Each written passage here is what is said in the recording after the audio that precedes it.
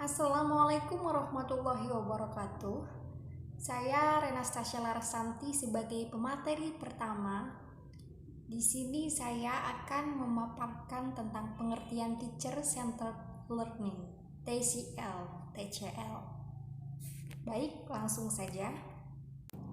Pendekatan Teacher Centered Learning, di mana proses pembelajaran lebih berpusat pada guru, hanya akan membuat guru semakin cerdas, tetapi siswa hanya memiliki pengalaman mendengar paparan saja.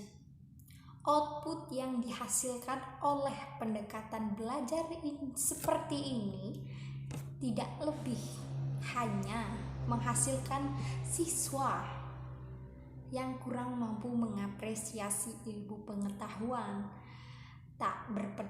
takut berpendapat, tidak berani mencoba, yang akhirnya cenderung menjadi pelajar yang pasif dan miskin kreativitas. Teacher-centered learning adalah proses pembelajaran yang berpusat pada guru. Artinya, guru sangat menentukan proses pembelajaran karena guru menjadi satu-satunya sumber ilmu. Jadi, model pembelajaran ini membuat siswa menjadi pasif dalam proses pembelajaran.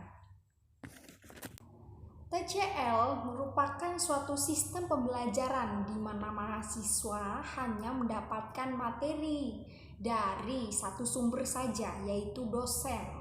Di sistem ini, selain mahasiswa cenderung pasif karena cenderung hanya mendengar kuliah saja, dosen juga kurang mengembangkan bahan kuliah dan cenderung seadanya monoton. Baik, selanjutnya saya akan menjelaskan tentang model pembelajaran Teacher Centered Learning (TCL). Nah, yang pertama ada model komando atau Banking Learning Concept. Model komando ini diterapkan sekitar tahun 1960-an. Dalam proses pembelajaran model komando, biasanya guru mempersiapkan bahan untuk diterapkan pada siswa. Jadi, model komando ini tidak melibatkan siswa dalam bentuk menyepakati kontrak belajar. Nah, sejauh ini model-model pembelajaran yang bersifat teacher center terlihat pada model pembelajaran model komando atau Banking Learning Concept. Pembelajaran model ini selalu bertolak belakang antara posisi guru dan peserta didik, yakni jika guru ceramah, peserta didik hanya mendengarkan dengan tekun. Jika guru bertanya, siswanya menjawab. Jika guru mendiktekan teks, siswa mencatat. Jika guru sebagai subjek, maka siswa hanya sebagai objek. Guru membuat program belajar, siswa menerima program belajar, begitu seterusnya. Yang kedua ada independen atau individual. Independen atau individual adalah pembelajaran yang menitik beratkan pada aktivitas individual peserta didik. Nah, pada saat ini pembelajaran individu tidak menjamin pembelajaran organisasi, tetapi pembelajaran organisasi tidak akan terjadi tanpa pembelajaran individu, menurut Gavin tahun 2000. Nah, tujuan individu learning bagi para peserta didik adalah agar mereka secara mandiri dapat mengatur tujuan pembelajaran jangka pendek dan jangka panjang yang ingin dicapai, melacak kemajuan dan prestasi selama waktu periode tertentu. Manfaat sistem pembelajaran independen atau individu itu mampu memenuhi kepentingan peserta didik secara individual.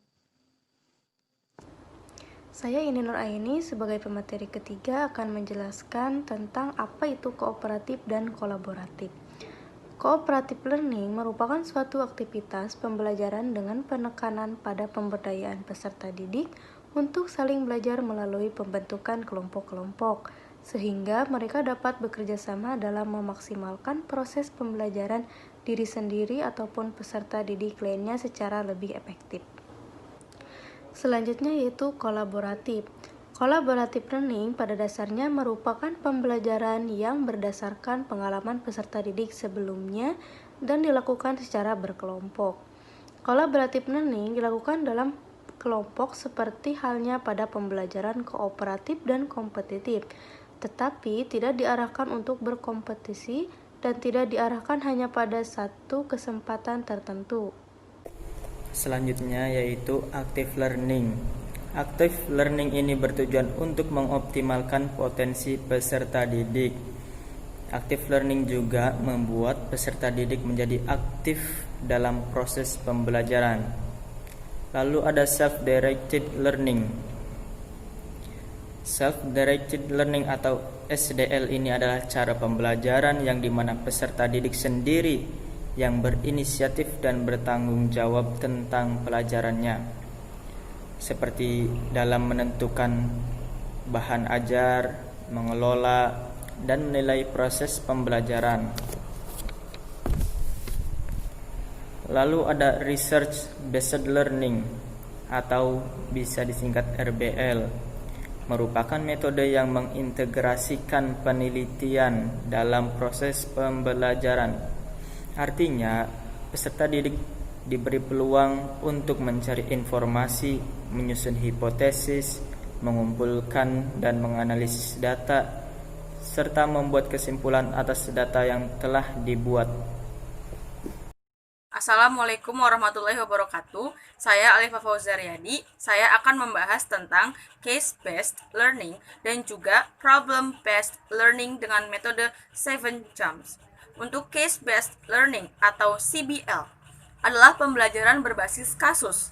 Di sini, peserta didik disediakan kasus yang merupakan simulasi bagi mereka untuk melatih diri sebagai profesional yang sesungguhnya.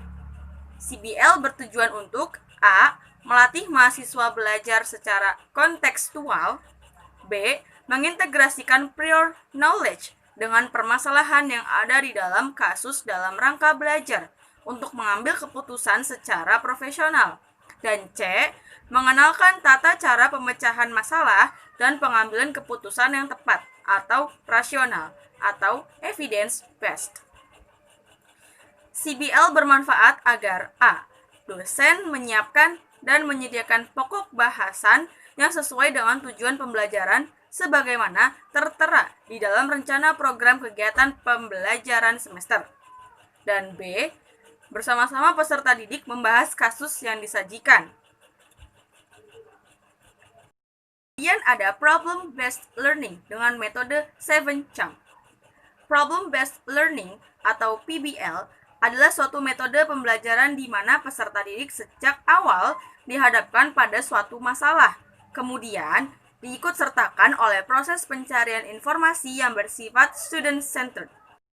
PBL bertujuan mengembangkan knowledge, materi dasar, dan komunikasi selalu dalam konteks skills, hard, soft, life skills, berpikir secara ilmiah, critical appraisal, terampil dalam mencari informasi, terampil dalam belajar secara aktif dan mandiri, dan belajar sepanjang hayat, attitude, nilai kerjasama, etika, keterampilan, antarpersonal, menghargai nilai psikososial.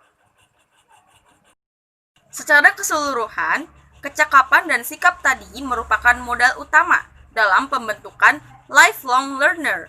7 jumps atau 7 langkah dalam PBL adalah atau antara lain 1. Menjelaskan istilah dan konsep. 2. Menetapkan kata kunci dan masalah. 3. Menganalisis masalah. 4. Menghubungkan atau menarik kesimpulan. 5. Merumuskan tujuan atau sasaran pembelajaran. 6. Mengumpulkan informasi. Dan yang ketujuh, mensintesis dan menguji informasi baru.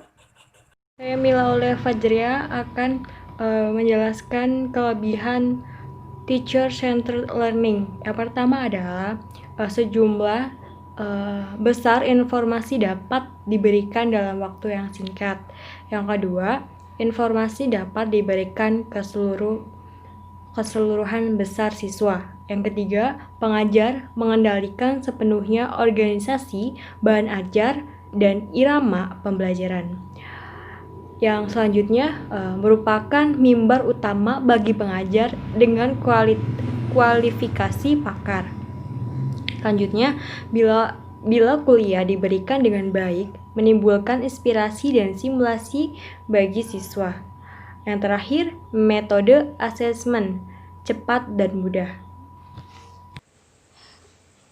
Kekurangan dari TCL adalah pengajar mengendalikan pengetahuan sepenuhnya, tidak ada partisipasi dari pelajar. Yang kedua, terjadinya komunikasi satu arah, tidak merangsang siswa untuk mengemukakan pendapatnya. Dan yang ketiga, mendorong pembelajaran pasif. Yang keempat, tidak kondusif terjadinya critical thinking. Dan yang terakhir itu suasana tidak optimal untuk pembelajaran secara aktif atau mandiri.